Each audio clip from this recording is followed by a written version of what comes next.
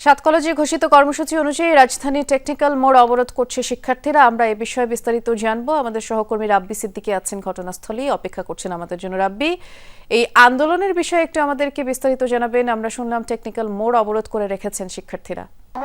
বিশ্ববিদ্যালয়ের দাবিতে তাদের এই আন্দোলন, তারা অনেকদিন ধরে কিন্তু আন্দোলন করে আসছিল, সরকারকে বলছিল খুব দ্রুতই যেন সরকার তাদের দাবিটি মেনে নেয়।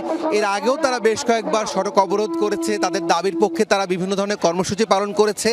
আজকে তারা একদম সবশেষ অবস্থায় এসে দাঁড়িয়েছে।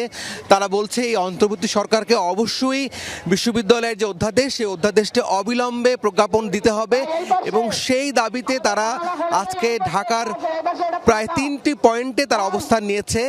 এখন আছি আমি গাবতলী, আপনি দেখতেই পাচ্ছেন এখানে শিক্ষার্থীরা গাবতলীর যে মোড়টি, টেকনিক্যাল যে মোড়, সেই মোড়ে তারা অবস্থান নিয়ে তারা বিক্ষোভ করছে।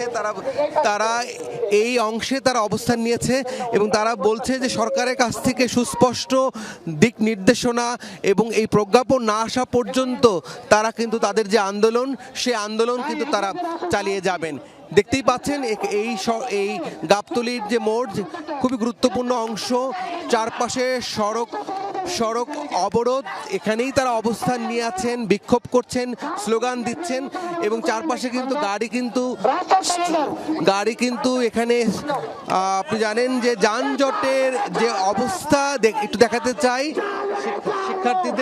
শিক্ষার্থীদের এই কর্মসূচিতে চারপাশে কিন্তু দীর্ঘ যানজট তৈরি হয়েছে, মানুষের ভোগান্তিও তৈরি হয়েছে এবং শিক্ষার্থীদের এই কর্মসূচি যদিও পূর্ব ঘোষিত, তারা আগেই বলেছে সরকারকে তারা আজকে 11টার পর থেকে রাজধানীর 3টি পয়েন্টে, তাঁতিবাজার মোড়, সায়েন্স ল্যাবরেটরির মোড়, সেই সাথে টেকনিক্যাল মোড়ে তারা অবস্থান নেবেন এবং সেই দাবিটি কিন্তু তাদের দাবিটার কথা একটু শুনতে চাই। একটু বলবেন যে আপনারা আজকে এখানে কেন অবস্থান নিয়েছেন? আমরা এখানে সবাই অধ্যাদেশ জারির জন্য আমরা এখানে একত্রিত হয়েছি। আমরা আমাদের সুনির্দিষ্ট দাবি যেটা অধ্যাদেশ, সেটা আজও এখনো পাইনি, তাই আমরা এখানে সবাই সমবেত হয়েছি অধ্যাদেশের দাবিতে। কতক্ষণ থাকবেন? যতক্ষণ না আমাদের অধ্যাদেশ সরকার জারি করবে ততক্ষণ আমরা এখানে অপেক্ষা করব। বিলম্ব হচ্ছে কেন? মানে এটা তো অনেক পুরনো, আপনাদের পুরনো দাবি। সরকারের এখানে আমাদেরকে নিয়ে গড়িবসি এবং তালবাহানা চলতেছে।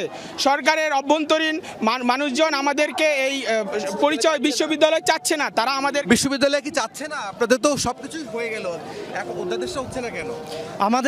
আমাদের যারা শিক্ষক রয়েছে তারা আমাদের বিরুদ্ধে অনেকে অবস্থান করছে। আমরা সেই 25 সালের জুলাই মাসে আমরা ভর্তি পরীক্ষা দিয়েছি। ভর্তি পরীক্ষার পর থেকে আমাদের ক্লাসের একটা ডেট দেওয়া হয়েছিল, সেই ডেট অনুযায়ী আমাদের ক্লাস হয়নি। এভাবে 2-3বার করে ডেট দেওয়ার পরও আমরা অপেক্ষা করেছি এবং মন্ত্রণালয়ের সাথে অনেকে মিটিং করেছে, আশ্বাস দিয়েছে যে অধ্যাদেশ দিবে, কিন্তু সেই অধ্যাদেশ আলটিমেটলি আমরা পাইনি।